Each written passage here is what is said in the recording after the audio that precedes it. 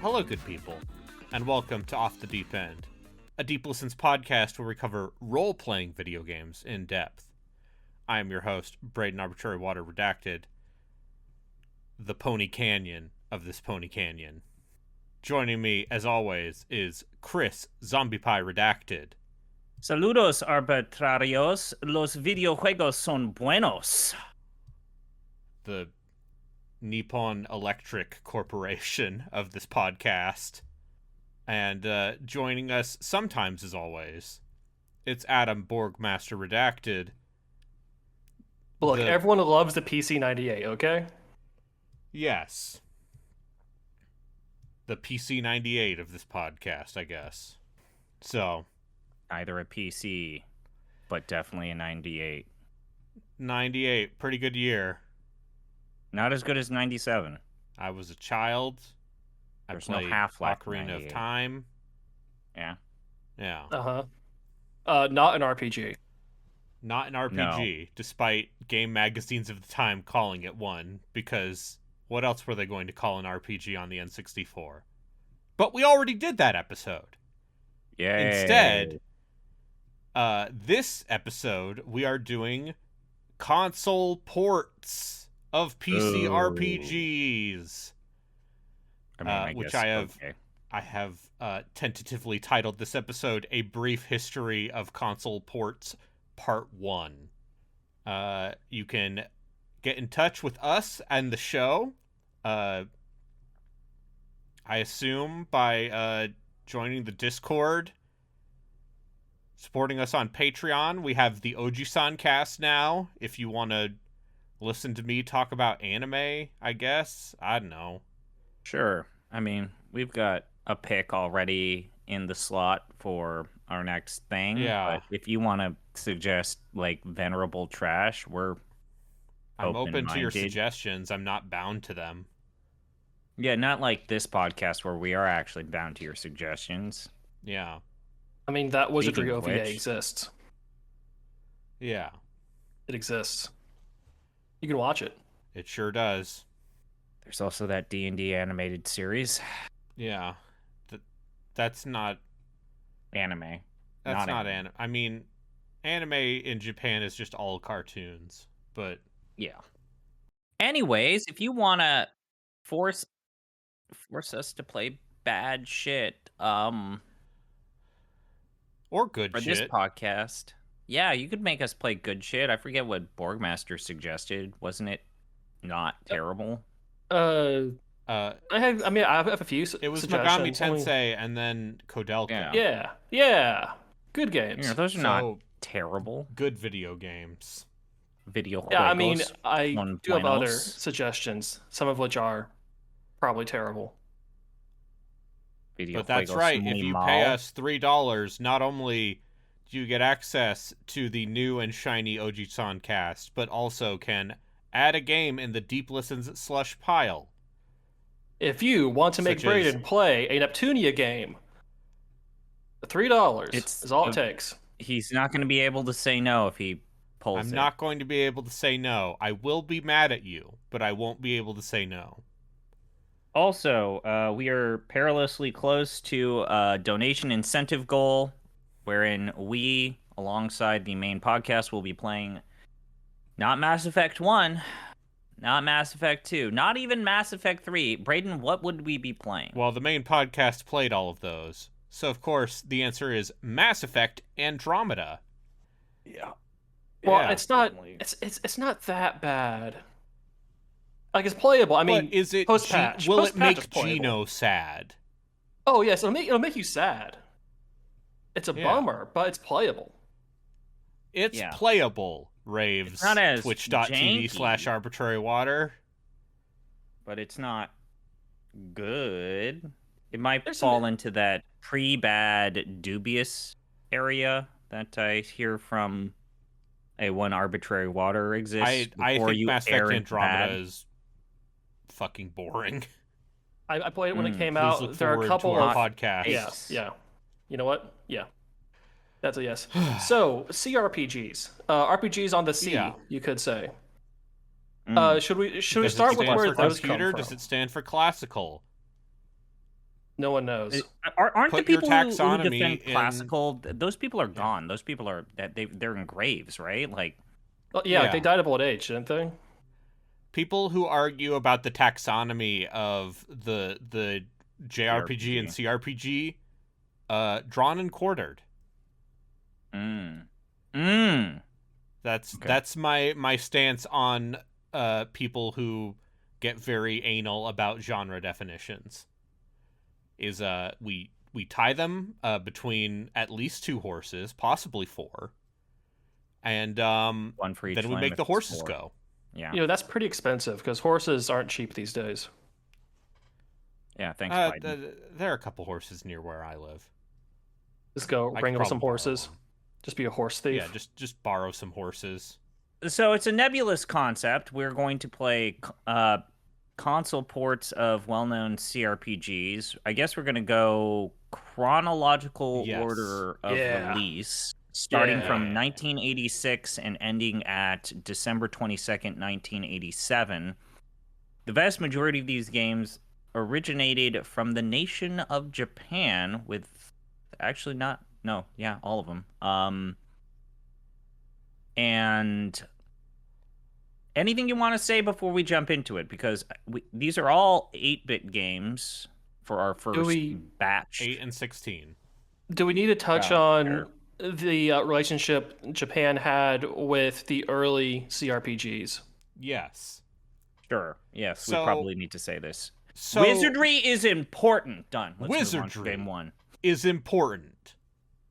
Yeah. I just want to say that, you know, the earliest CRPGs coming out 1980, 1981, you didn't have CRPGs on the PC 88 and other Japanese computers until like 84-ish, Yes. or like 83, 84-ish.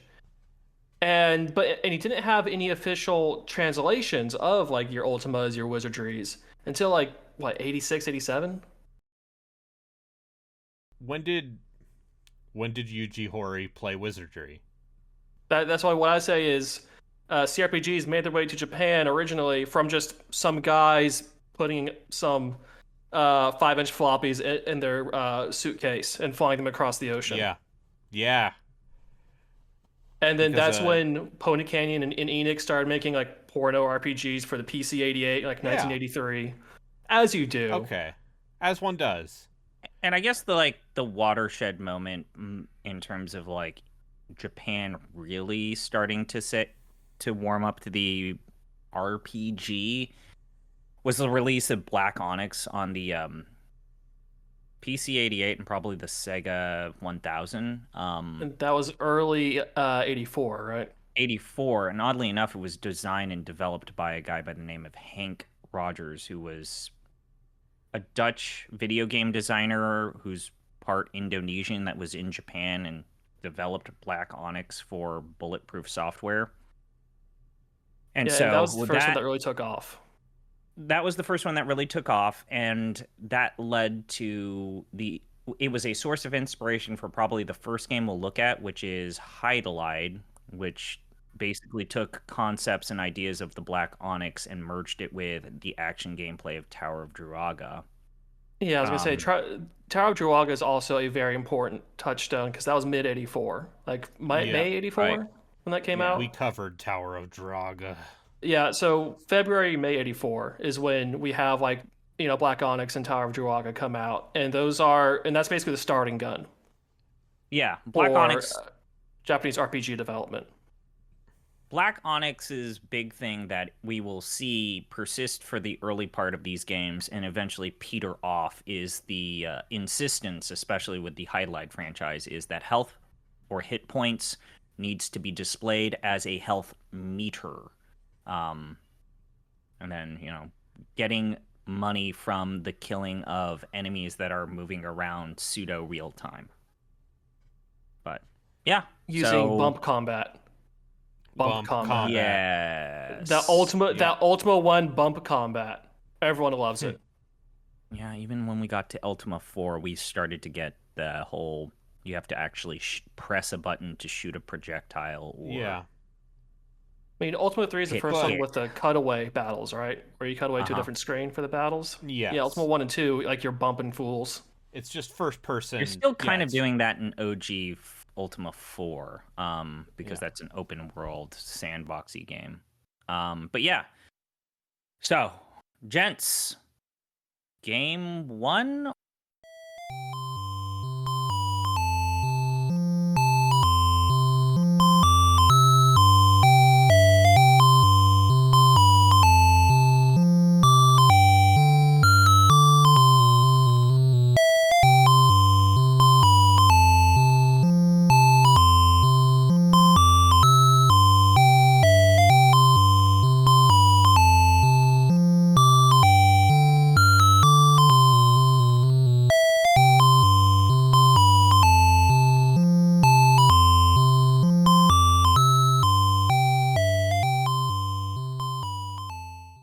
So, Hydlide and Dragon Slayer. Dragon Slayer is another game that's still kind of similar to Hydlide, but not as abhorrent garbage as Hydlide. Yeah. Both came out around August '84, so they were turned around real fast after Tower of Draga made all of the money in arcades. Both put out for the PC '88, and both featuring, kind of open world bump combat circa the first two Ultima games. Taking inspiration from Black Onyx, as ZP said. And a little bit of Tower of Draga. And also Tower of Draga. So you don't really... So, like, leveling isn't that much of a thing. And the D&D style of adventure wasn't much of a thing, because D&D style games weren't really in Japan until, like, 85, 86. Yeah. So they're just kind of going with what they know from arcadey, action adventure style gameplay, and just kind of improvising the RPG bits. So Hydlide, there's 9 levels. There's an experience meter you get from killing enemies. You go into level 0 or level 1 to 9. Most of your upgrades come from collecting items in certain small dungeons. It's an open world with nothing. And there's no NPCs, just randomly generated mobs for you to kill. There's a couple of bosses, like a vampire, and the big bad. It's deeply hateful because it's a PC '88 action game from the '80s, and it's heavily focused on randomization. And everyone loves dice rolls. Yes. Yeah. Just like our friend Akatoshi Kawasu. Something that I thought was a little interesting looking at the documentation is I found an interview with the lead designer of Hydlide, which is Tokuhiro Naito. And again, admittedly, I was using Google Translate to fully read this. But to this day, he has maintained that the similarities between the first Hydlide games and Wizardry and Ultima were completely incidental, and that he had never played those games while developing the first couple of Hydlide games. That's entirely plausible. It might have been a convergent evolution thing where people wanted to. But it's more like those design concepts were floating around in the early '80s. Yeah. And it could have been exposed to them, third hand or fourth hand. Yes. Surtech did not bring out Wizardry in Japan until, as you said, like 84. I thought it was like 85, 86. Okay. Like mid '80s. Definitely after Hydlide. That shit blew up real hard. At least, comparatively for the Japanese PC market, which was... I think this is niche. Something we're going to have to stress over and over again, is the Japanese PC market and the Japanese console market were very different from one another. Even more so than in the States. Yeah. I mean, in the States, in the early '80s, there wasn't much interchange between, like the Apple II and the Atari 2600, though. The other thing is reading up on that interview is that Naito very much said, "Yeah, I guess we underestimated Dragon Slayer. We actually thought that our biggest threat was Courageous Perseus, which was the other godfather of the JRPG games that we did not play for this podcast. We might need to go back to that one. It's very hard to And play that game. It it's very is hard. lost media. It's And because it's locked onto primarily the FM7 to the MSX, and so if you want to get that running on modern technology, it's kind of a pain in the ass. But Courageous Perseus is basically almost the same as Dragon Slayer and Hydelide. Those three games are all very similar, and they all came out at the same time, which is fun. But yeah, he said he was also unaware that those games were in development and had basically done the same thing as well. Again, I tend to believe that he is not lying. It might just be a weird convergent evolution example in game development. He and this case was not something to. It's not the first time we'll have heard of this phenomenon. I think that the thing I believe when Borgmaster, you were playing this on stream, we've kind of always been confused by is Hydelide has never really been good, and yet it's always sold good to well in Japan. And that's a lot of that has to do with timing. So Hydelide 1, because it was one of the very early PC-88 RPGs, it sold pretty well there.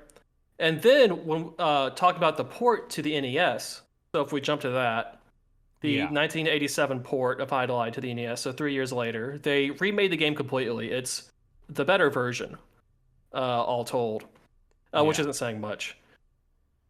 But that came out literally halfway between The Legend of Zelda and Dragon Quest. Oh, wait, no, was it Dragon Quest or Final Fantasy?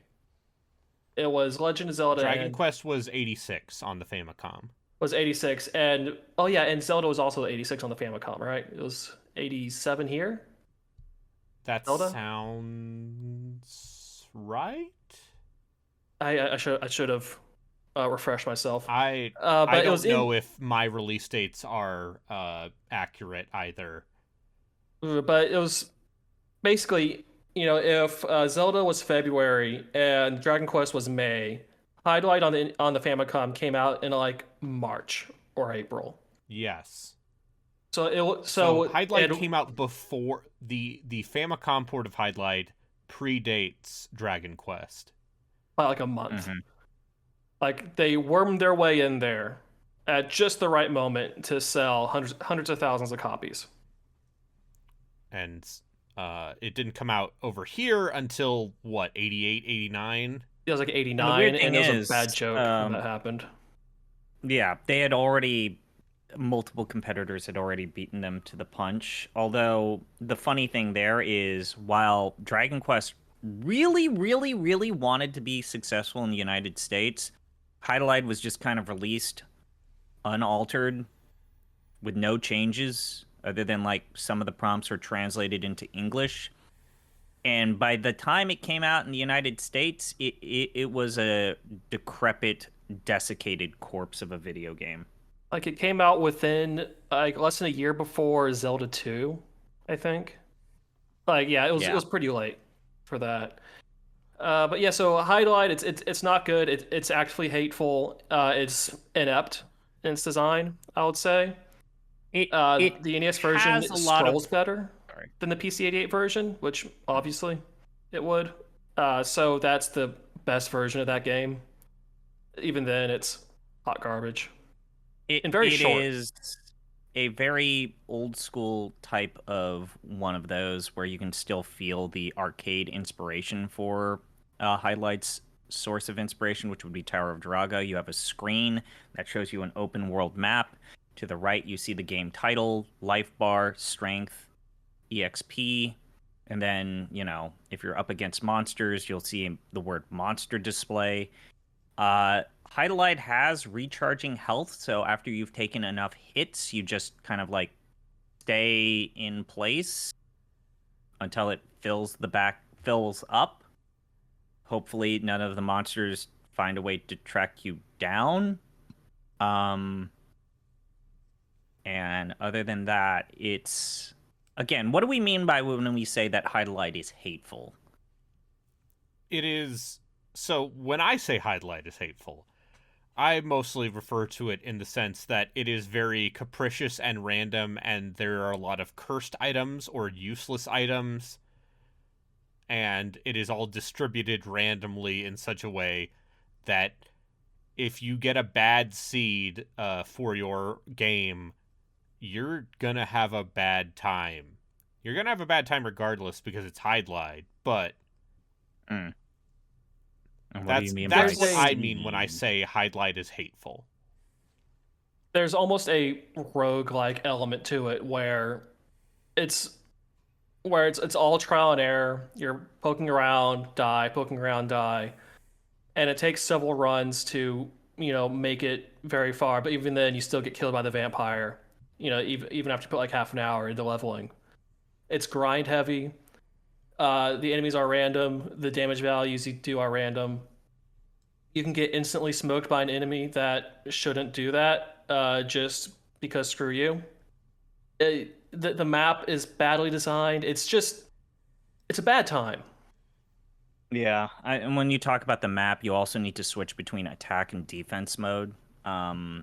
It has a quick save course. feature, which is okay, cool, neat to see. But yeah, you're dropped into these worlds, sometimes often contextless. There is technically a story. Princess asks you to go off and kill some evil dude, but there's Well, no, the not much princess gets beyond turned that. into 3 fairies. You have to go collect the fairies. Oh, From right, where? Figure it out, and then go defeat the Yeah, bad it, guy. it is it's an open world game. Yeah.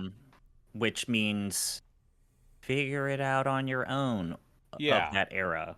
So, yeah, I think what I would like to stress here is the Famicom version of that game is better than the PC 88 version, which is not going to be the case for most of what we're going to talk about in this episode. That's because it was a very early PC-88 game. Yeah. Very limited color palette, limited UI. It looks like absolute dog crap. It's painful to look Sounds at. like garbage. It sounds like The garbage. repeating music is terrible. Yeah.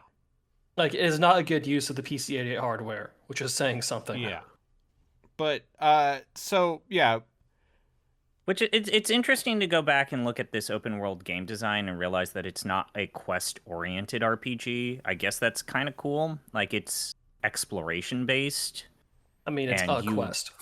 finding things. Yeah, but there's no like side quests or things to deviate from the main plot. You just got to go out and do it. The problem is that there's so little signposting that it is kind of hard to figure things out on your own. It's tedious. Which It's an exercise in tedium. It's not a glitch, it's a feature in the world of Highlight, because every single one of these games does that. Yeah, so we should also note, Dragon Slayer, not a fun time. Courageous Perseus, also No. not a fun time. Tower of Droaga, not a fun time. That was just the way things were. That's the way things were. I think you can go back to some of those very early PC dungeon crawlers and have an all right time because of how simple they are. I do not think you can say the same for the early Japanese offerings in the genre. Right, so 1984, 1985, 1986, what was going on in the Apple II IBM PC land? So 1984 That was Ultima 4? Ultima 3? Yes, that's Ultima 4. The Bard's Tale is around then. I believe. Like Wizardry 3 or something? Wizardry 3.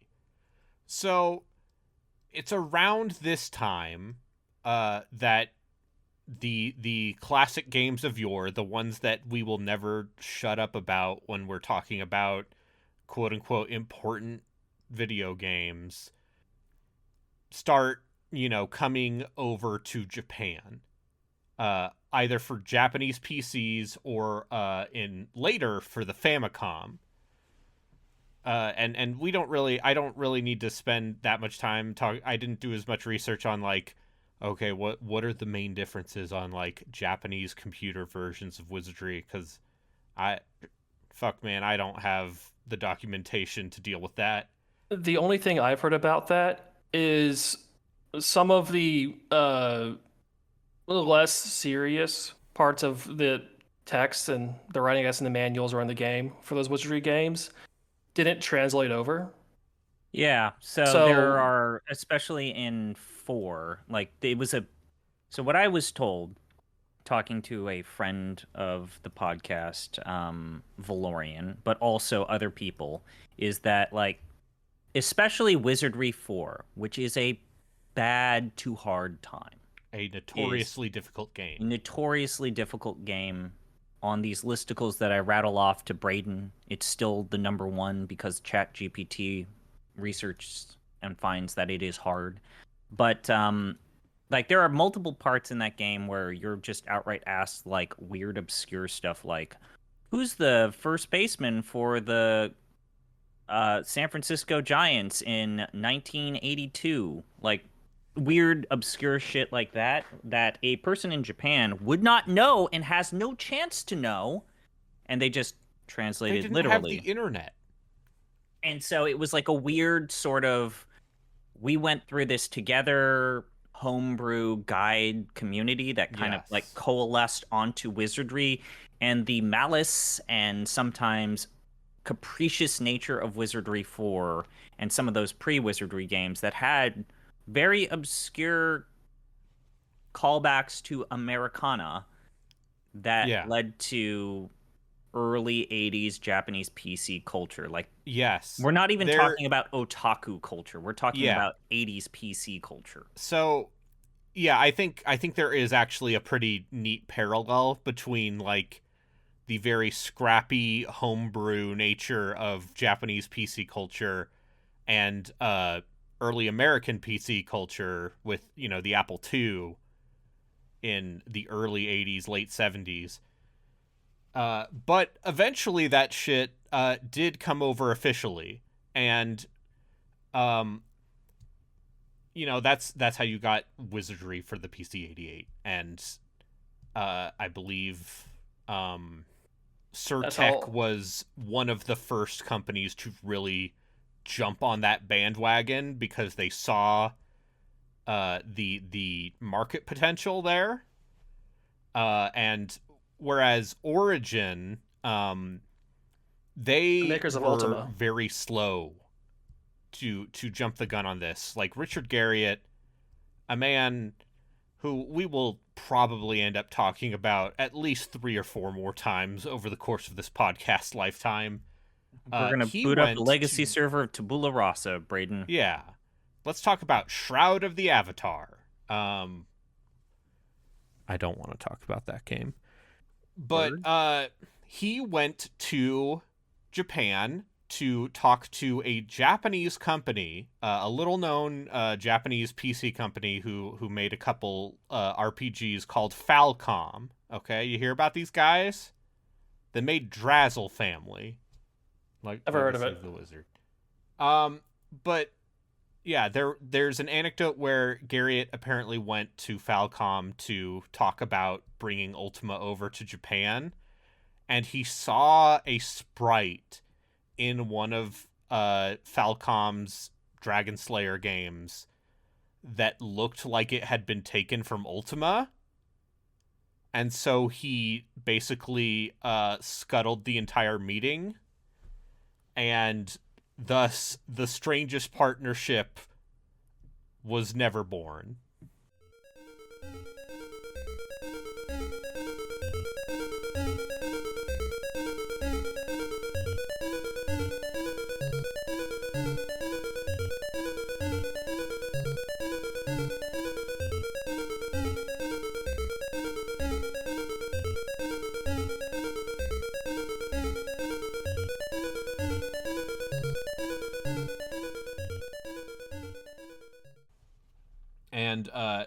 as a result, Ultima did not come over to Japan until the late 80s, including the Famicom port, which came out in late 87, by Pony Canyon. And that's the port of Ultima 3. The Yes, third Ultima, the 3 Exodus. And Mm-hmm. this is one of the games I picked because I figured we already covered Ultima 4, and Jeff already mentioned that the Sega Master System is actually secretly the grand compromise of playability for that game. But I don't want to talk about that. I want to talk about the weird, messed up Famicom/NES port of Ultima 3, because I think this game is fascinating. So Sure is. So for backup, just for context, Ultima 3 on, the Apple II and IBM compatible PCs is kind of the last of the dungeon crawly, like, run around and kill things Ultima games before Richard Garriott discovered a Philosophy 101 class. And also really liked virtues. open worlds. I mean, it's still openish, Yeah. right? But it's also still very dungeon crawly. And the choices Pony Canyon made when... I just like saying Pony Canyon. Which still exists to this day, by the way. Pony Canyon is still a major player in the music industry in Japan in particular. They call it the Pony Canyon. And they're also still producing anime. Sorry. Hell yeah, they are. So the choices and compromises for this game to come to the family computer are interesting because it's abundantly obvious that someone there saw Dragon Quest, and I believe at this point Dragon Quest 2 was out. Does that sound right? Yeah, 87. Yeah. That sounds about right for Dragon Quest 2. So your characters in Ultima 3 Exodus for the NES, they march in a line like in Dragon Quest. And the ways the menus have been reorganized look a lot like Dragon Quest. Wink, As wink, opposed nudge, to nudge. having, 8,000 keyboard shortcuts, you have a little pop-up menu.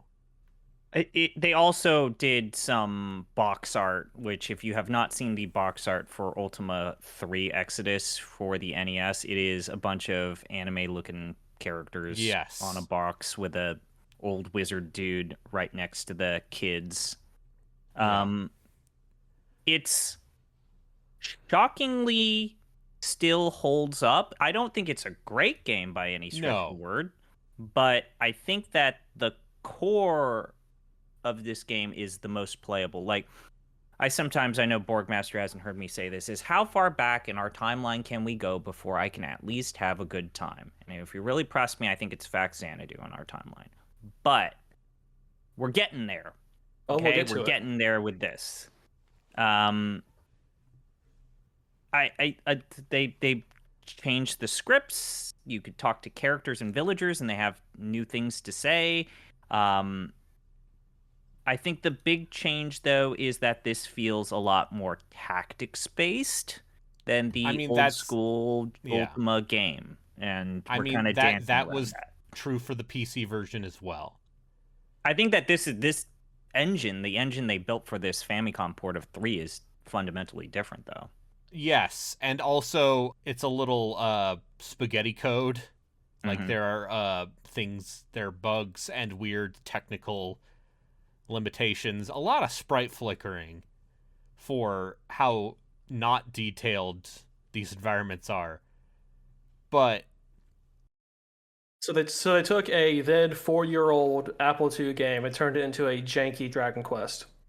Yes, and that's the most interesting thing about it. Ultima 4 for the NES, similar. They kind of got rid of most of what makes that game unique or compelling. Yeah. Name the virtues, Brayden. But Ultima 3. Name the virtues. Yeah. Name them. Sacrifice, humility, honesty, valor, Did you say courage? courage. No, truth, love, and courage are the three overwhelming No. things. Humility. Remember, humility is Humility is, is for So it's honesty, honor, spirituality. valor. Spirituality is the center. Sacrifice, justice, compassion. Humility is to the side and removed from the three circles, and then infinity is the final one. So a dragon-type Pokemon is weak to other dragon-type moves, as well as ice and fairy. All right, now name the three gargoyle virtues. I haven't finished that video on Ultima 6 yet. This game looks all right. Yeah. I thought that the weird thing that it's like, oh, you're trying things, is that intro sequence where it's actually trying to do a cutscene, and it's like from the back of Lord British, and the characters are up front, and it plays around with like perspective. Yes. It looks good for a Famicom NES game. Yeah. It set the stage for Pony Canyon's relationship with other CRPG developers, because they would eventually get the rights to port or make console ports for SSI's AD&D video games, which are their own weird, compromised, but interesting takes. And though Origin Systems was the developer of Ultima Runes of Virtue, Pony Canyon was apparently the spearhead of that effort. Like, they wanted something that had the Ultima name on that OG Game Boy, which that game is interesting. Not great. We might need to cover it. They're super short, and they play like unlike anything ever done with Ultima. But it's one of those video games where I don't think I'll ever actually play this game ever again. No. But it is quaint. The way in which things have been formatted makes it actually more user-friendly than Ultima 3 on its original release on PCs. There are some gimmies here and there in terms of things that you have as like quality of life things, like food is like automatically distributed in equal parts when you select the food command, whereas in the original version of Ultima 3 you actually had to divide them up like rations in old school D&D. They put in a casino because Fortune Street was really popular in Dragon Quest. Yeah. And there are multiple ways for you to heal, whereas in Ultima 3, OG Ultima 3, you definitely had the lovely experience of falling down death spirals and not knowing what to do. It's an interesting compromised port, and I mostly wanted to put it as part of this because it represents to me the ways in which these PC games were changed and altered for both the console market and also the Japanese console market specifically. I definitely did like the fact that dwarves are now called beasts, and like the fuzzies are bobbits. Bobbits. Bobbits instead of hobbits. Yeah. It's fine. It's got some cool sprite work. I'll say that. Like the demon animations, whether it's like that skeleton bobbing his shoulders up and down, that was kind of cool, or the ghoul doing like their Michael Jackson impression. Yeah. It is not. Do we want to rank this at all? Is this the first one we rank? This is the first one I have on our list for ranking. Oh, we're ranking Idolide. We're ranking Idolide. Okay, fine. God damn it. Okay, God sure. damn it. Actually, Okay. Yeah, but we're not going to rank Dragon Slayer. I'll put my foot down and say that. Yeah. No, because we haven't played that. No. It's also really hard to we play might because check it's out. stuck on the PC-88. I'm going to say, what, Dragon Slayer 3 is where we would maybe start if we ever did an OG Dragon Slayer game? Did Dragon Slayer 4. And we're about to do Technically, Faxanadu. So, Yeah. Nah, I guess you're right. I would also say that I feel comfortable ranking Faxanadu. All right, we'll rank them all at the end then. So part thing is, so that's 1987 for Ultima 3. It's also the year that Wizardry was ported to the NES. Wizardry 1 ported to the NES. Which that's not as interesting of a port, so we're just gonna skip past that. Yeah, the thing about Wizardry 1 for the NES is it's just kind of wizardry. Like, it is... Like, it hey is man, that do you want to play game. Wizardry? But Yeah, I think, do, actually. But... well, there you go. It is available on your Famicom system. Congratulations. I think that recent remaster of Wizardry 1 that Digital Eclipse put out is worth looking at. And maybe we'll talk about it. The fact that one of their press releases, though, was, "Don't worry, guys, we're gonna have Japanese language translations for this game coming up soon." Like that means they know. They know. Yeah. Unfortunately for us, the Famicom port of Wizardry is too normal and straightforward. It's a shot-for-shot remake. You still had to draw your own maps. You still had to draw your own maps. It's still got basically everything in Wizardry. The fact Corone that it is a shot-for-shot remake, I guess in and of itself is interesting, but Wizardry was an 81 game to where you could get away with that, so is that it's not too demanding of the original Famicom. And just like mechanically, you don't need that many buttons. Nope. No. Which is why that works on a 4-button controller. But yeah, I am under the impression that Wizardry 1 on the Famicom did good there. It did well. Right, so it's 1987. Some would say it might even inspired games, but yeah. Where those two series finally make their way to the Famicom in Japan. But also 1987 is you have Faxanadu, however you say it. Famicom Xanadu.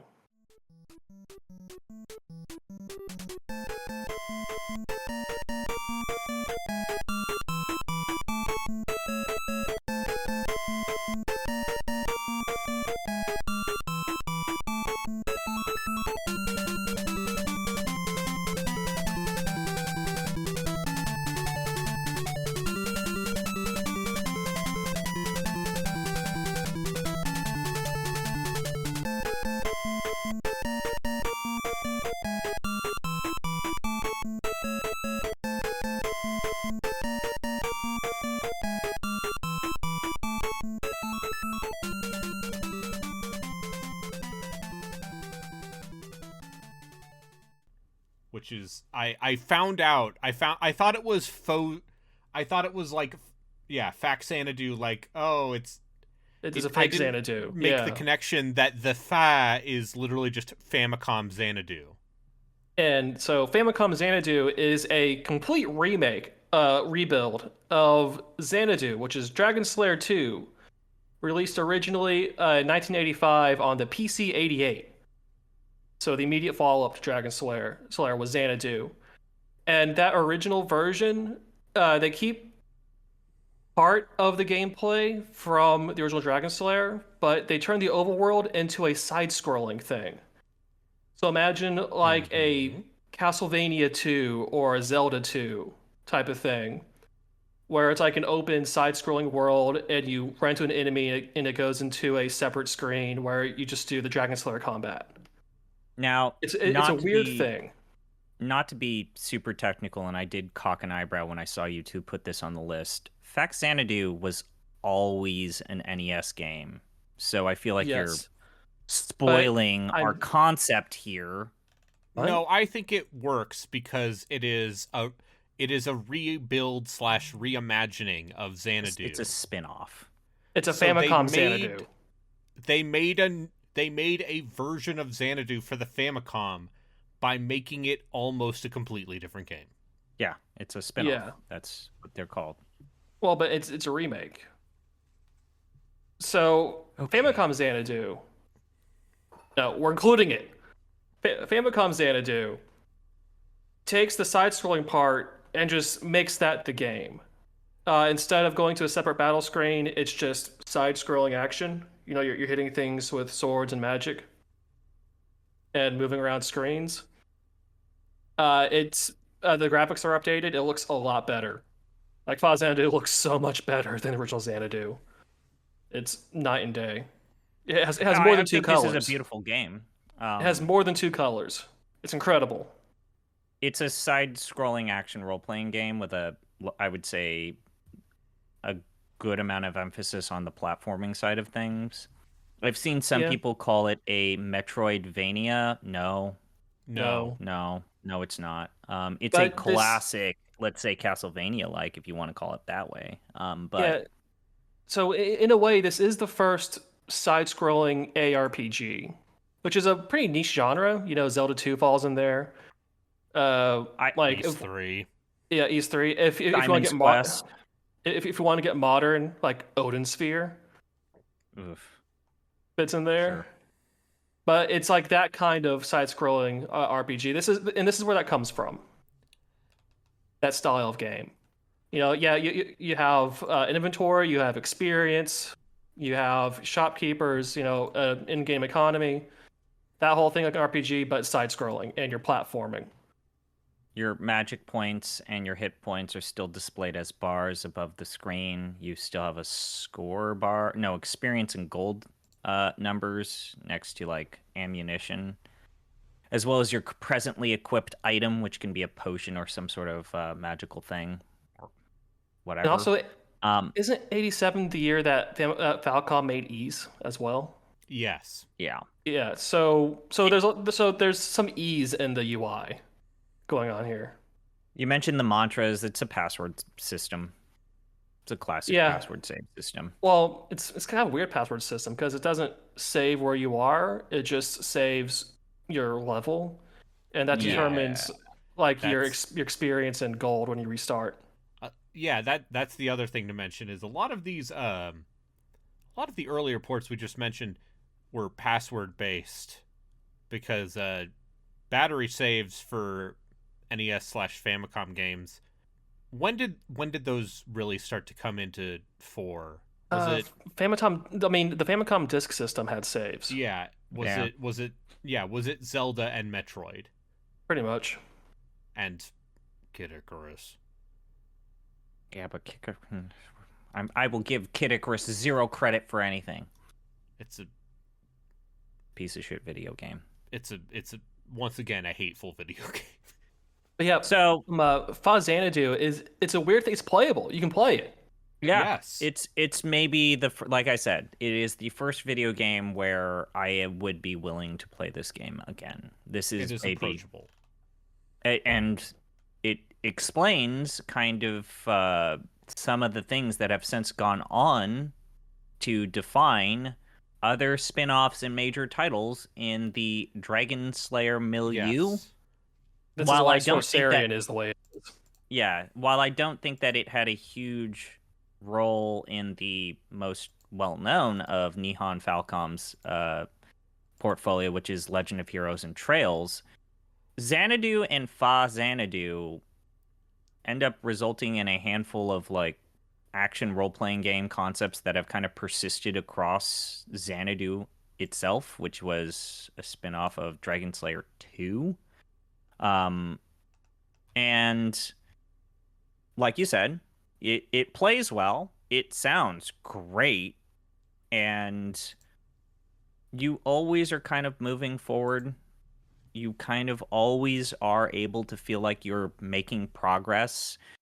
There's not a ton, though there is some in the way of grinding and just picking a spot and just like killing everything in this screen and then seeing if your bars go up. But I would say it's a much more better feeling action role-playing game on the Famicom than say Simon's Quest or Zelda 2, because the balance between action gameplay and like RPG concepts, it has a better pace because the progress of your character getting better stats is a lot better than Zelda 2 and Simon's Quest.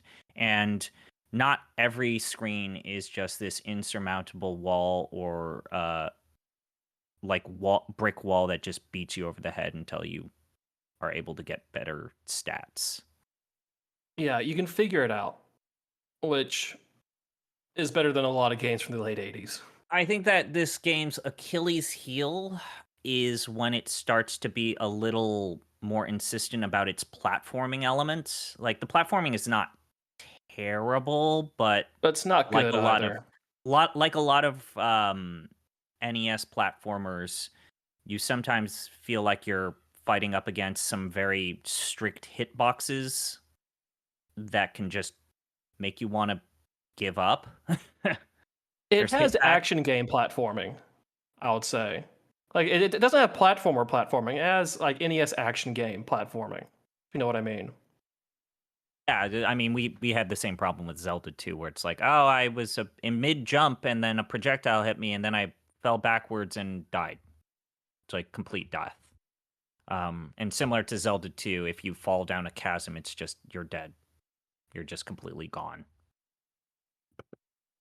Other than that, it's playable, and there's a shocking amount of writing in this game. I think that's what took me kind of by surprise.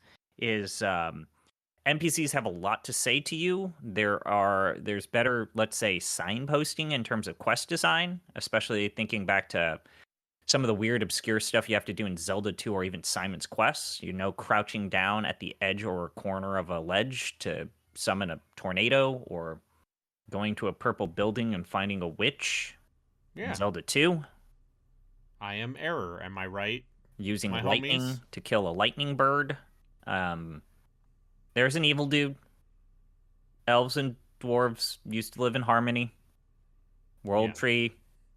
Stuff that would become, let's say, better defined and almost like a more full-fledged story would eventually come to the land of Xanadu, whether it be on your Nokia N-Gage circa Xanadu Next, although you can now play that on Steam, or Tokyo Xanadu, which came got out. a re-release Your recently, PlayStation an Vita. updated re-release. You can Yeah, play they Tokyo re-released that Xanadu one as well. on the Vita. It's on the Vita. No, Yeah. it got a worldwide release on the Switch even. But you can also play it on the Vita. Yeah. Mm-hmm. Yeah, if you got one of those Vitas standing by and the battery didn't explode. But yes, you can play it on a Vita. I can play it on my Vita. Nihon saying. Falcom has been a lot better about making sure that their stuff is on modern technology. I think that's not even Falcom. That's Nippon Ichi. Yeah, Nippon Ichi also. Who is bringing a lot of that stuff over. Like, a lot of the PC ports of Trails did not happen until they were brought over to the West.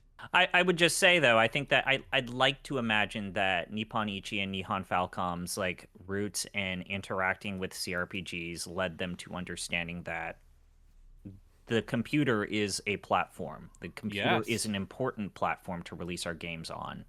And that might be why these games now and the portfolio of Nihon Falcom's catalog of games has kind of accrued. I think that they've now risen above being Inside Baseball. No. Yeah. Do you think that they've risen above Inside Baseball, or do you think that they're still kind of like... So, I think the fact that the Trails and East games are big enough deals to just automatically, just no assumptions needed, come over here, I think is a statement to those games being maybe not like fully mainstream, but definitely more prominent in the discussion, as opposed to the three weirdos talking about Trails in the Sky 1 on PSP in 2009. Because I remember when that happened to Yakuza, where Yakuza was an obscure franchise that only weirdos would talk about. And then somewhere along the way, probably Zero. It was probably Zero. Everyone talks about Yakuza now. And I'm wondering if we've crossed that threshold for The Legend of Heroes or Trails in the Sky. Or we're almost there for the Trail series. I think we're almost there. We're on the cusp of that. I think. And do you think that when we make that cusp, do you think that we might see like Dragon Slayer, Xanadu, like all of the other weird branches of Dragon Slayer maybe coming back? Maybe? I don't think so. At most, there might be like a Dragon Slayer 1 to 5 collection on like the Switch 2. And it'll be kind of like crap. What if they made another real-time strategy game like Lord Monarch? Just Legend of Heroes. Falcom 6. is a company of like 50 people. There's also What that. if you contracted that? But yeah, check out Faxanadu if you've ever enjoyed anything by Nice or Nippon Ichi or Nihon Falcom. I think it still holds up, unless you two disagree, which it sounds like you don't. I don't. I think it's definitely a little crusty. Like those early East games, I think it is simple and straightforward enough to still be playable. Some annoying hitboxes. It's as crusty as anything else from the late 80s, but if you can play Castlevania 1, then you can play Faxanadu. Sure. That's a great comparison. If you are playing those Castlevania compilation packs that have since come out and saying, hey, you know what? This is actually okay, you could probably check out Faxanadu. Yep. All right. Are there any other NES ports of PC RPGs that we'd like to talk about? I just want to touch on... completely ignore those SSI games, please. Okay, so Pool of Radiance, Hillstar, all that. Yeah, actually, just Pool of Radiance is probably a good game. I don't know. Yeah, Pool of Radiance is good. Maybe not the NES port of Pool of Radiance, though. Yeah. So for now, we'll just say that those happened in the early 90s. Those happened. Some of the gold boxes came to the NES, in the States at least. And that the Ultima and Wizardry games, just at a regular cadence, got Famicom NES ports up until the NES died, pretty much. Like, Ultima 5 came out on the NES in, 1993. Mm-hmm. Sure. Yeah, that checks out. And so those just kept happening. And then Might and Magic eventually made it to the NES in a weird order. Well, yeah, so here's the fun thing about Might and Magic. And it's a nice little transition to the next generation of consoles. We gotta add another 8 bits. Another 8 bits. So, as the Might and Magic guy, the designate Might and Magic man, there is an NES port of Might and Magic that is, like a lot of these, a fairly straight port this is of 1990 the original game at this point on the Famicom. Yes, but it is, it is compromised in all of the ways you would expect a console port of a game like that to be compromised. But here's where I want to jump in, and I want to talk about the TurboGrafx CD port of Might and Magic 1. Okay. Wait, do you mean of 1 or 3? Not as something we need to rank, because I didn't ask you to play that one. Wait, which Might and Magic are we talking about? On the first Might and Magic. Might and Magic 1, Secret of the Inner Sanctum. There is a TurboGrafx CD port, or a PC Engine CD port of that game that only came out in Japan, that replaces your player-created party with a set party of characters who have personalities and will occasionally interject into the story. Okay. And they are all anime-styled. Oh, okay. And I mostly want to mention that as a way of transitioning to the 16-bit console generation. Might and Magic 2 got a port to the Genesis of all things. Yeah, 91. And it's weirdly enough probably a more playable version of that game than the PC or Apple II version. Although Might and Magic 2 in general is shockingly playable. Mm-hmm. It's hard as shit and hateful, but it also has an auto map, so points right there. But yeah, now let's talk about how the console ports started to happen in the 1990s with the Super Famicom and the Sega Mega Drive.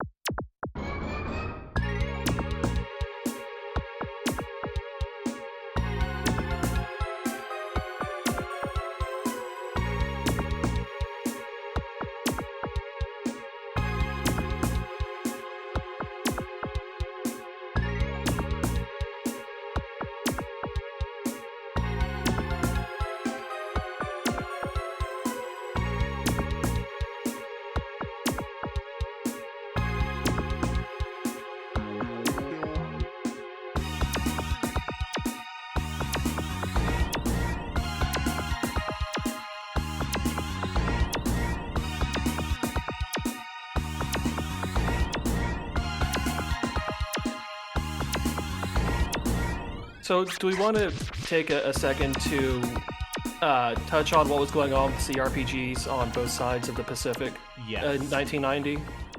Because Yeah. this is a transitionary. Well, we're coming up on a transitionary period. Yeah. So- Well, yeah, this is when the Apple II's dominance in the US consumer market started to fade a little bit, and IBM compatible PCs were PowerPC becoming a architecture. more attractive prospect for gaming on. Like, Because DOS is a for thing most of the now. 80s, Yeah, DOS was the big thing that really pushed Like people away 88, from 89 Apple II. is when yeah. DOS came out. Mm-hmm.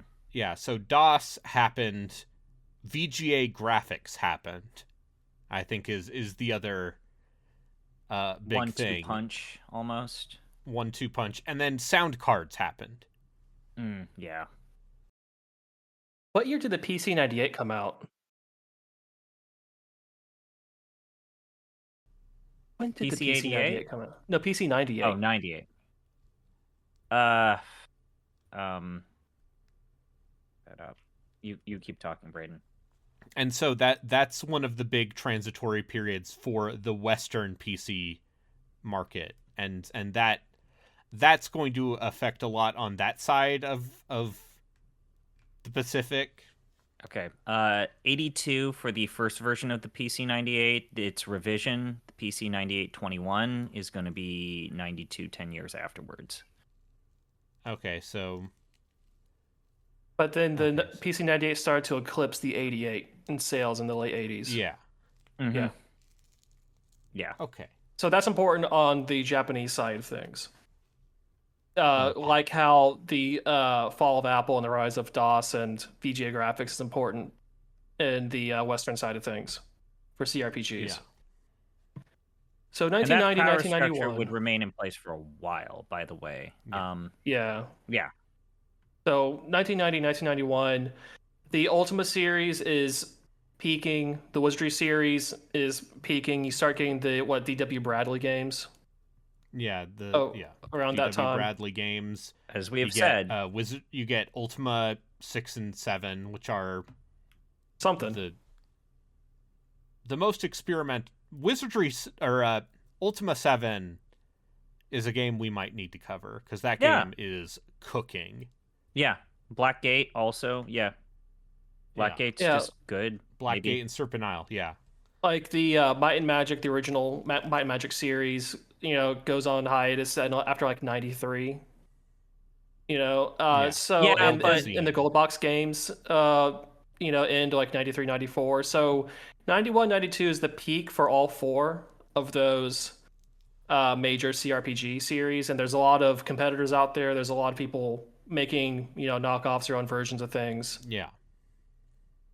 So the original CRPGs are peaking in 90, 91, at least in the US and maybe Europe. You know what? Let's not talk about Europe. And then what is Europe? and They then they had an entire line of computers that no one ever got over here. Yeah, let's They not also even fell in love with acknowledge the them. Amiga, Braden. The Let's not even ZX acknowledge. Spectrum. I played Rare Replay. All of those games are terrible. Yeah. So in Japan, Saber Wolf. you're moving from the PC 88 to 98, the MSX2, those kinds of things. The Marty, I think, somewhere in there. But most RPG development has moved to consoles. 90 is when Final Fantasy IV and Dragon Quest IV come out on consoles in Japan. That's where the money is. That's where RPGs are made. Yeah. And so the PC RPG scene in Japan, I think, becomes an even more siloed off, scrappy homebrew side of things by this point, or it becomes porn. Yeah, they're all I would just also wizardry say- knockoffs and porn.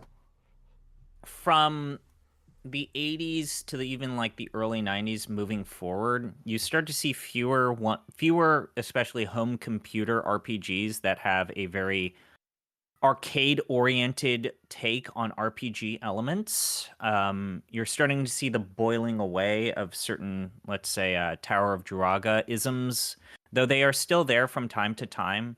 But the idea of this being a persistent session or campaign starts to really develop in the 90s moving forward in the Japanese home computer RPGs. Yeah, so the whole PC 98 era, in the early to mid 90s in Japan, we don't have much to say about that because a lot of those games didn't make it to consoles, or if they did, they didn't get translated over to the West. We're also dealing with a very odd tradition. So 91, we're still doing AD&D second edition. And then by 95, you see the development of second edition, AD&D second edition revised, which, there's a difference, right, Braden? There's Oh, listen, this is not a Braden yammers about D&D podcast, but yeah, the revised second edition stuff, in the form of a handful of new rule books that basically added player options. I believe it was called the Player Options series. Yeah. Those are mostly interesting in the sense that you can see the prototypical ideas that would lead into third edition. And the Dungeons and Dragons basic stuff none of that still was translated into video games going on. But yeah.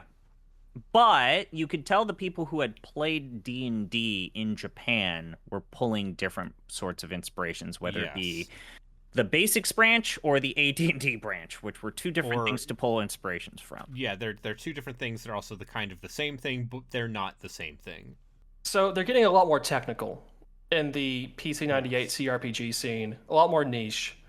There's not much interaction with the console JRPGs, which are going off on their Square and Enix styles. So this is kind of where we detach from the Japanese CRPG scene in our story, because it's going to go off to its own thing. When Windows comes around, you get the explosion of RPG Maker experimental things, which is its own thing entirely.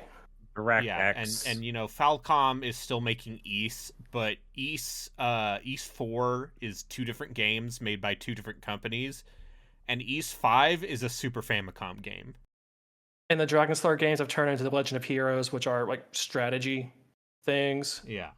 And those aren't being brought out in the West, at least until like the PSP.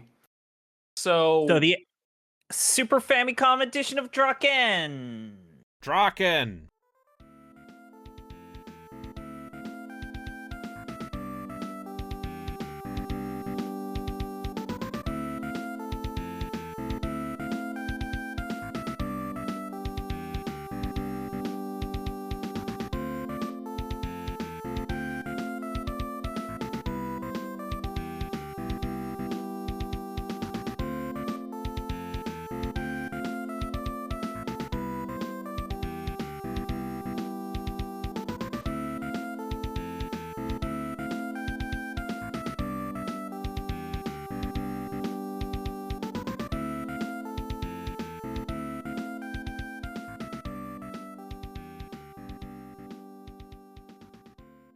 Yay! Hey, remember when we played Drakkhen 3? This game is a completely different kettle of fish, my guy. This thing is wild. So here's the thing about Drakkhen. The SNES version of that game is kind of the same game as the PC version, but it is easier to play. It has also a lot of influence from MUD games, because the way that it's doing the multi-level permanent dungeon stuff, it's pre-Eye of the Beholder, pre-Ultima Underworld, and the persistence of that, like the Dungeon Master style of the gameplay of Drakkhen, it works so much better here. I mean, it's still Drakkhen, but this game is so much better. The SNES version of that game is ironically a lot easier to deal with, and I don't think I realized that until I watched M play the entire thing on stream, and then I bought her a game because I said, if you beat Drakkhen, I will buy you a video game. And so I believe I bought her a FF6 Pixel Remaster. I think the big thing is that the SNES version of Drakkhen actually uses the adventure game prompts and like icons a lot better and more coherently. It is, the UI compromises made for Drakkhen ironically make it a more playable game. It's still the game where your characters just kind of run at enemies and flail around, but there's no moat shark. Nope. There's no moat shark. I know. It's nicer. You can't even like drive your guy into things to die in the same way you could die in Drakkhen. Sometimes, there are still giant murderous cat heads, though. Yeah, and that's the other thing. It still has that Drakkhen problem of the minute you lose one party member, you are just screwed. You're fucked. You're completely fucked. You're better off, even if you're like 1 or 2 doors away from the final boss, just making the walk of shame out of the dungeon, going to the near Anak Holy Temple, revive your dead, and trying all over again. Yep.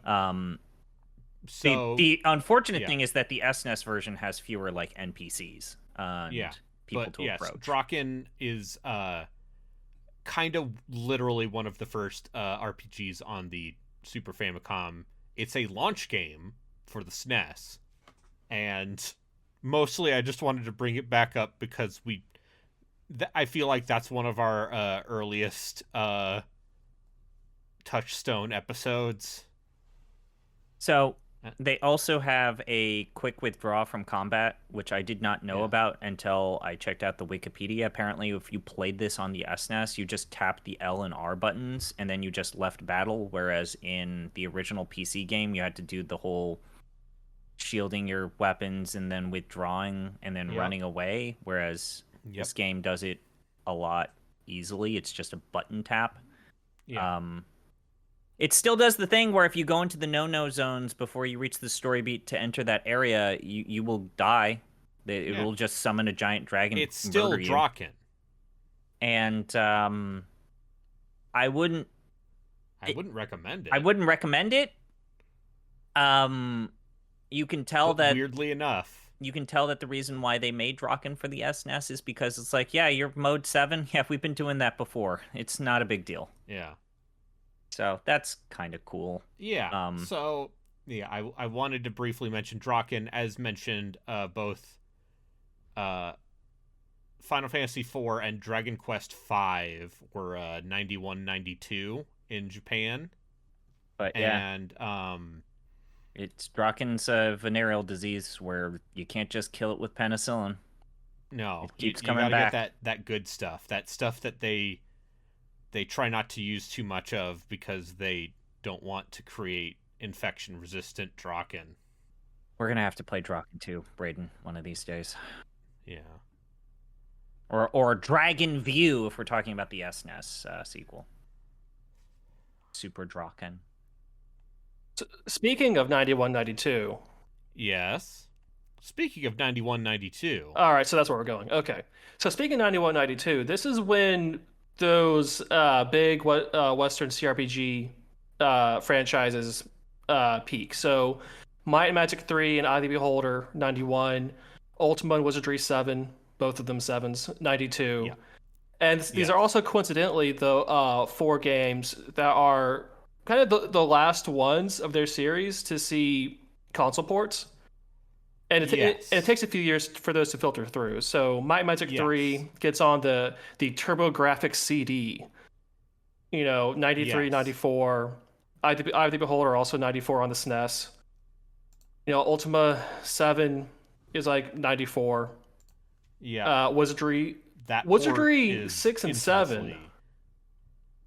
Those are weird because They basically gave up on the American audience for those console ports. Yeah, So the last Wizardry game to get a console port in the US is 5. Yeah, which came out in the US in '94 as well. So like right at the tail end of the SNES. But like Wizardry 6 is on the Saturn. Wizardry 7 is on the PlayStation in Japan. I believe Wizardry 6 was also on the Super Famicom. Yes.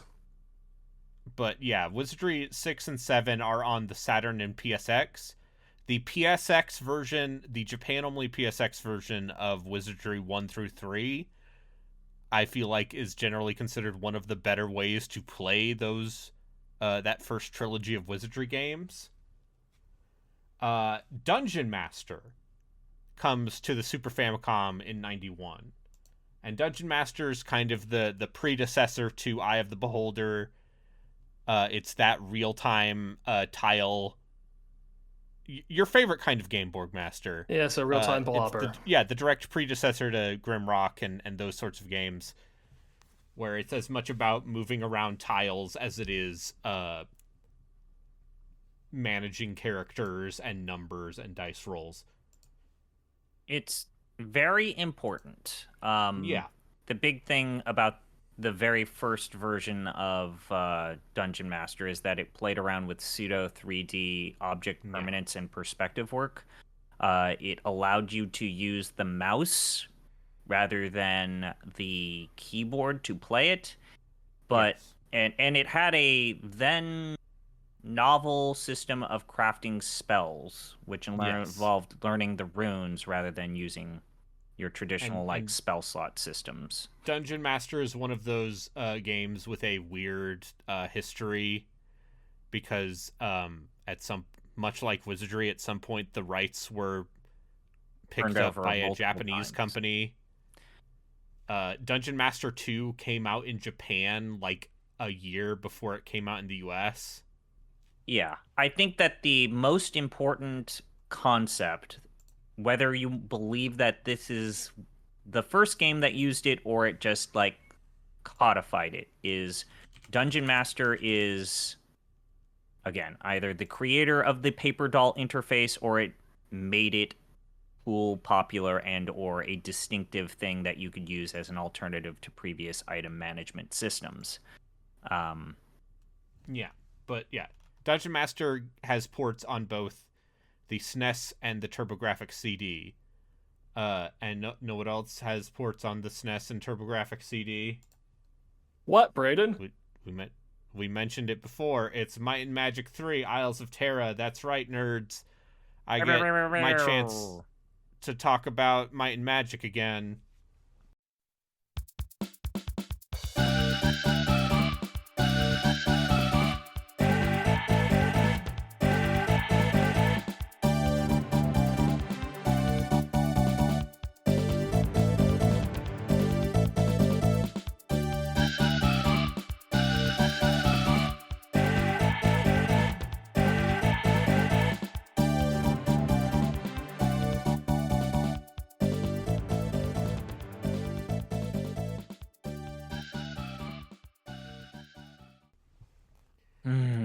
Because I want to talk about this mostly in the context of the TurboGrafx CD version of Might and Magic 3 has one of the most bonkers ass we have these CD-ROM technology, what should we do with it soundtracks I have seen in a video game. It is on the same level as the Sega CD version of Eye of the Beholder, which came out in 94. And has a Yuzo Koshiro OST that does not fit the game at all, but boy howdy, it's a banger. Bop. And also has support for the SNES mouse add-on. Mm-hmm. The SNES version has support for the mouse, that you got with Mario Paint. And Might and Magic 3 is a game that I think is eminently playable. Sure. For this era of game. It is bright, it is colorful, it is fairly straightforward in its mechanics and designs. And the console versions don't really compromise on any of that. Because I feel like we're reaching a point where fewer compromises are needed. There are place. fewer compromises being made for console ports. Like, if there are compromises made, they are made for control reasons. Yeah. Because you don't have don't have keyboard. function keys or hotkeys. Yeah. Which, if we do get time to talk about a certain video game on the Play Stallion. Yeah. Yeah, it's it's you can play Might and Magic 3 on the PC CD. It's literally Might and Magic looks 3 okay. on a controller. It's literally that game. The color palette isn't as good because the TurboGrafx has some weird power issues here and there. But it is that game, just with the most bonkers, bananas, crazy soundtrack that I'm absolutely just going to shove into this podcast episode. Mm-hmm. And I think it speaks to both the general comfort level of console audiences in Japan with these style of very dungeon crawly RPGs, like Wizardry and Might and Magic are kind of understood in the parlance of RPG culture, and you don't need to make it more like Dragon Quest. They're more niche games, sure, but I mean, I don't know if I'm skipping a step here, but I do want to say that there are people who will tell you that their introduction to CRPGs as a concept were some of these SNES ports. Like, we're getting to the big one, which is Eye of the Beholder the SNES release of Eye of the Beholder, which absolutely served as a jumping point for a lot of people. But Ryoko Kui, the mangaka who did Delicious in Dungeon, she talks about in interviews how her introduction to CRPGs was watching her dad play Wizardry 6 on the Super Famicom. Yeah. I mean, yeah, that the genre was still kind of prickly on its edges and rough at times because that was just the way things worked. Yeah. But some of those rough edges were being sanded off to actually be playable experiences. Also, yeah, I think the early 90s is the point of I could comfortably recommend multiple CRPGs to people with enough fortitude to deal with them. Same for me. No hesitation in saying you can play Eye of the Beholder. You can play Eye of the Beholder.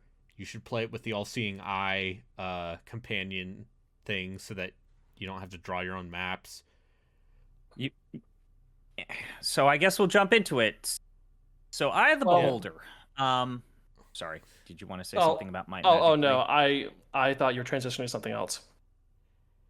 Okay.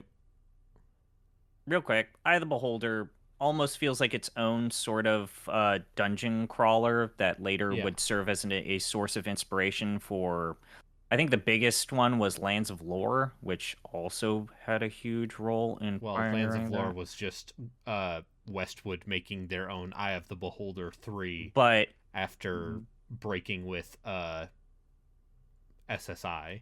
This game was something that Japanese studios fought viciously even to get the console rights to make a version of Eye of the Beholder. So Capcom made the SNES version, Sega made the Sega CD version, and Pony Canyon did the PC-98 version. And they fought to do this because, like Borgmaster said, the genre had almost hit it is hitting its zenith. The 3D CRPG, or pseudo 3D, if you go back and actually do that, it's a pretty well done version of the Blobber meets Dungeon Spelunking, right? Yeah. Raiden? Yes. Eye of the Beholder is iconic for a reason. it's a real motherfucker of a video game. It's not easy, but No. you know what you need to do. There was a huge community that was making guides and stuff for it. Yeah. It has great sound, even if you're not playing the PC-98 version, which has And- Yuzo Kishiro's music, and also the CD version. Yes, the Sega CD version of That one is even wilder than the last one you talked about, because like Eye of the Beholder's Yuzo Koshiro music just does not meld well. it's club music. It is Because Yuzo Koshiro that's making, what he was used to making. and yeah, it's a really good game if you're okay with getting your teeth caved in. And there's some cursor stuff in both the Sega CD and SNES versions of Eye of the Beholder that are a little tricky to deal with on a controller. Mhm. But there are shortcuts you can make, and it is still kind of just that game. A pretty good fun callback is that Scorpia notoriously did not like this game. Oh, really? No, she did not. She liked the graphics and the audio, but said that it never felt like an actual dungeon crawler. And she thought that the spell user interface was too bad. She did not like the spell user interface in particular. Yeah. But yeah, it's cool. I would recommend actually the PC version of Eye of the Beholder, but Yeah, it's cool. Yes.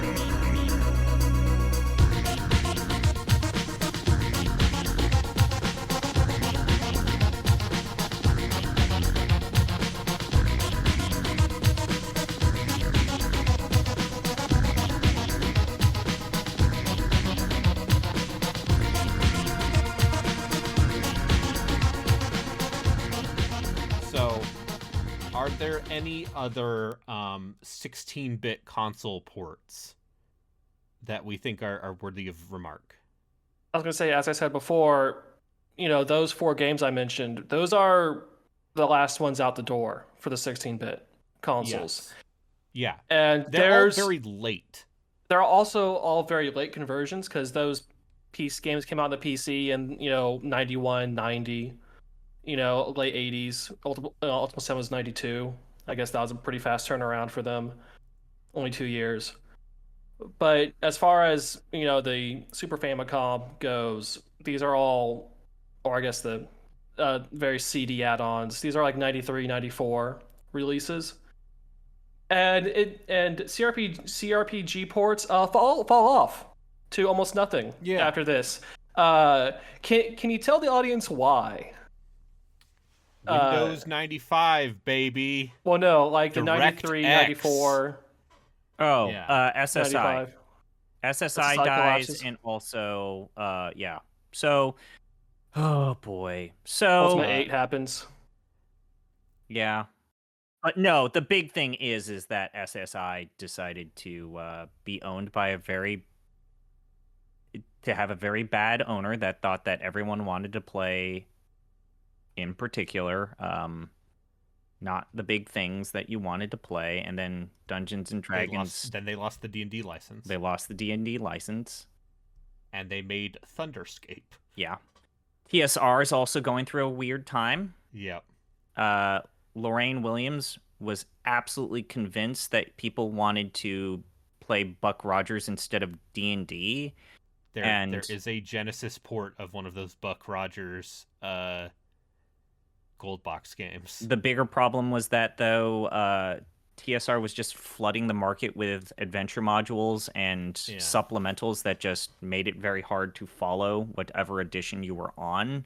And it led to a crash that TSR didn't recover from and had to sell itself to Wizards. And that was 98, 97. But basically, the mid 90s are for the CRPG, and we could probably get into this in like a different episode, let's say. The mid 90s is a very interesting transitory period for the genre, and a lot of that has to do with, as mentioned, a lot of the heavy hitters kind of going out of business or taking their sweet time to make new games because the transition to new technology throws a wrench in their works. That's why there is roughly a 4 or 5 year gap between World of Xeen and Might and Magic 6, which we've covered. A weird outlier, though, of all things, was the 3DO company, because Heroes of Might and Magic was printing them some good money for a while. Yeah, but those weren't RPGs, right? Yeah, like the Might and Magic series went away from RPGs into strategy with Heroes. Heroes of Might and Magic overtook Might and Magic, by 2 almost immediately. Yeah, Heroes of Might and Magic. Like the Heroes spin-off games are the ones. It's why looking up Might and Magic 3, you also have to type in Isles of Terra. Otherwise, it will give you Heroes of Might and Magic 3, one of the most important video games ever made. Especially in Eastern Europe, Braden. Yep. Oh boy. So SSI dies. Might and Magic finds that strategy money.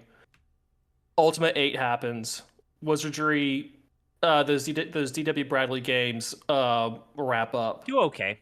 No, they made 8. And hey, but 8 was late 90s, right?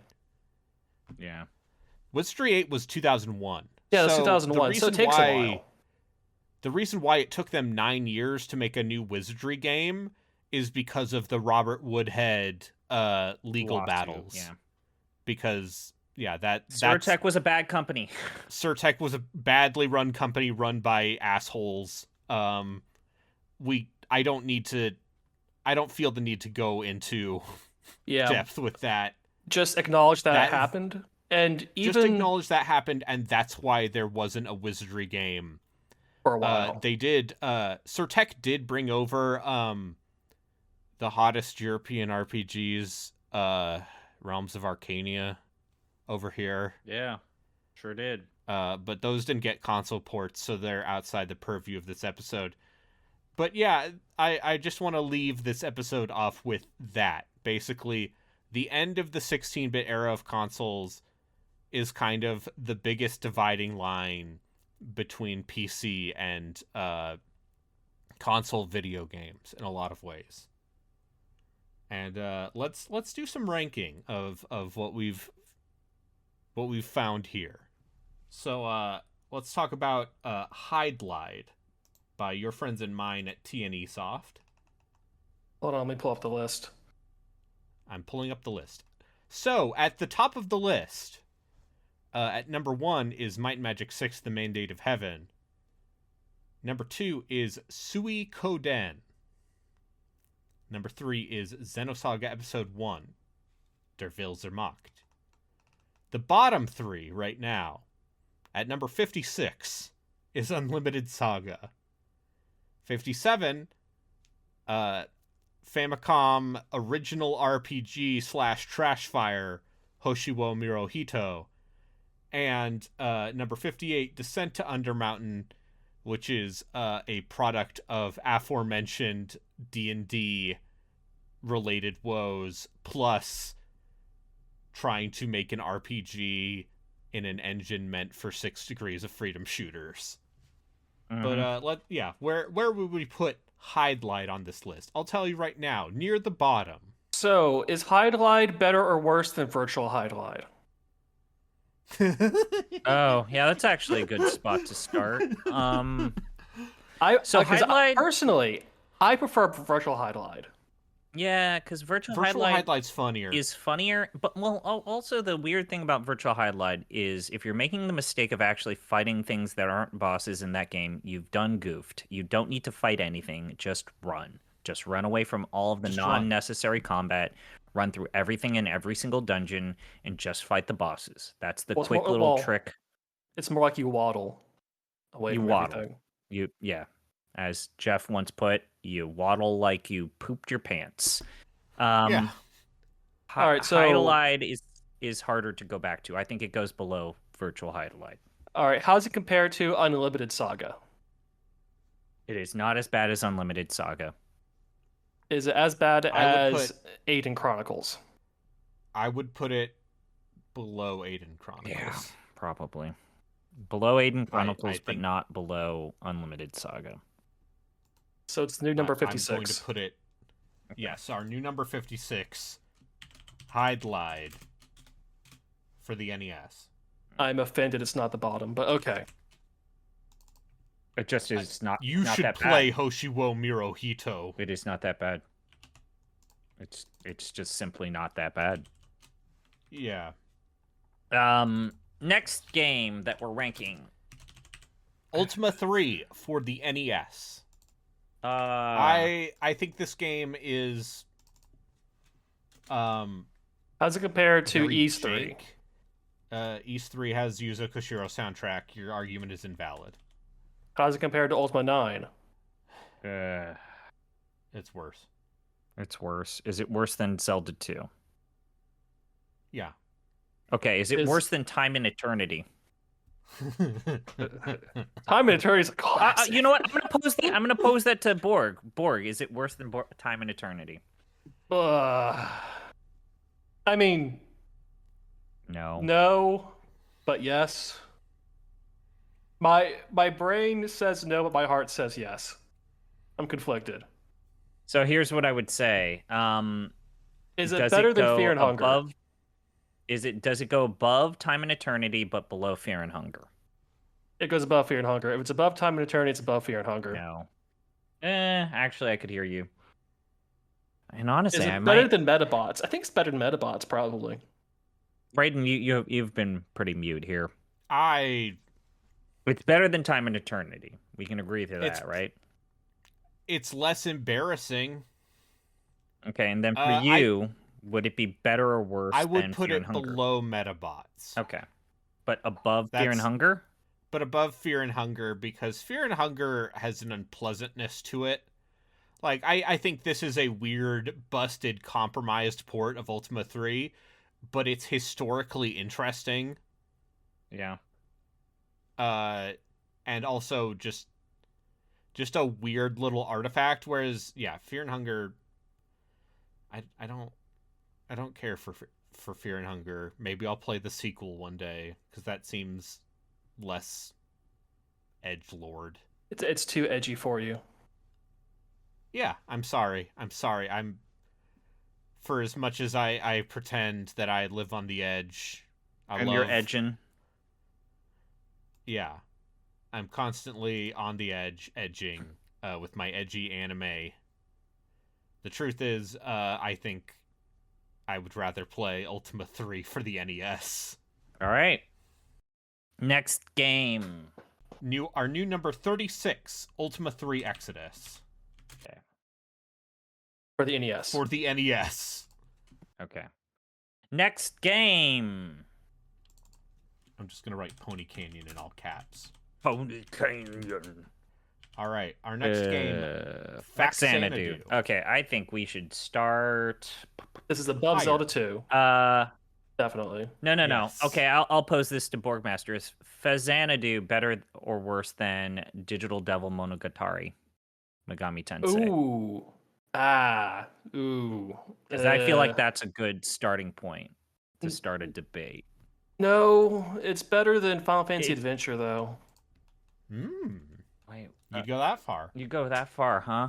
So you would still take Megami Tensei. You'd still take Biomotor Unitron. Oh yeah. I was gonna say I'll take that any day of the week.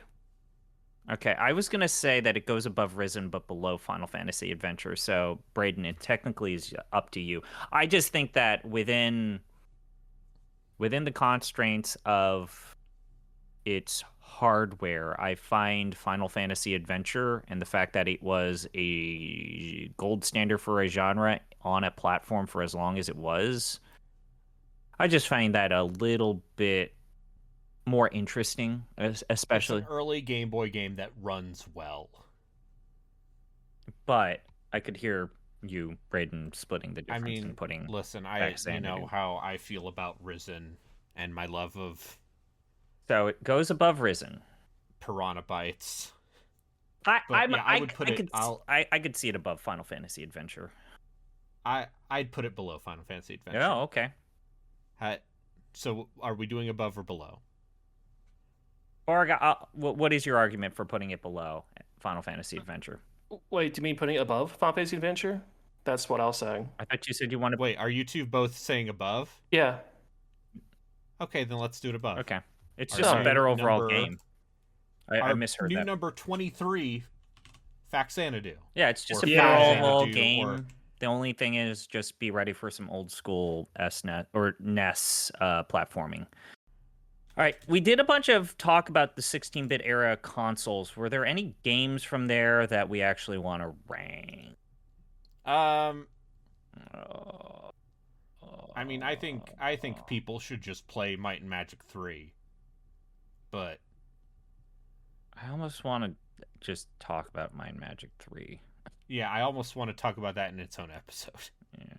I mean, I don't feel like we really warranted ranking Dungeon Master. Drakkhen, we already have. We already have Drakkhen. I would not rank the SNES version that much higher. I would not rank the Sega CD version of Eye of the Beholder other than saying, yo, that music's good.